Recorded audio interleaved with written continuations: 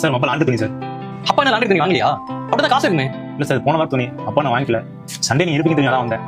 சரி கொடுங்க சார். கொஞ்சம் உங்கள் அப்பா கவனிங்க சார். ஏன்?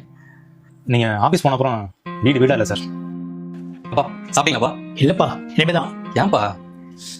என்னப்பா ஒரு 1000 ரூபா இருக்கு, சொல்ல வச்சுக்கோங்க. எனக்கு என்னப்பா செலவு இருக்கு?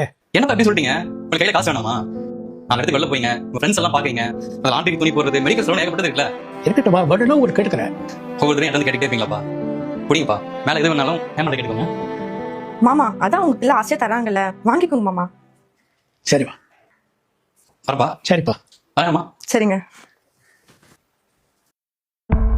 இந்த பணத்தை வச்சு என்ன பண்ண போறீங்க? என்ன பணம் கொடுத்து வாங்க மாட்டீங்க? நான் பிடிங்கிப்பேனா? எனக்கு கொஞ்சம் செலவு இருக்குமா, 300 ரூபாவது கிடைக்குமா? ஏன் என்ன செலவு? சும்மா தானே இருக்கீங்க, சும்மாவே இருங்க. சாப்பாடு சாப்பிடுறதுங்க பெரிய விஷயம், இதுல காசு வேற ஒரு கேடு. அப்புறம் இங்க நடந்ததெல்லாம் அவர்கிட்ட சொல்லணும்னு நினைக்காதீங்க.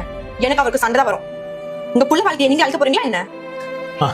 ரொம்ப பசிக்குது, கொஞ்சம் சாப்பாடு கிடைக்குமா? நீங்க கேட்ட உடனே சாப்பாடு போட்டா ரொம்ப கொழுப்பேறிடும்.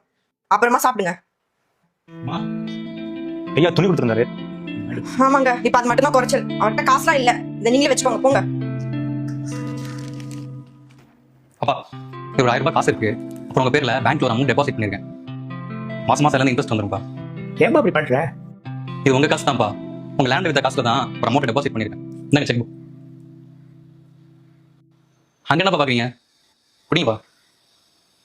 ஏங்க உங்களுக்கு அறிவு இருக்கா இல்லையா?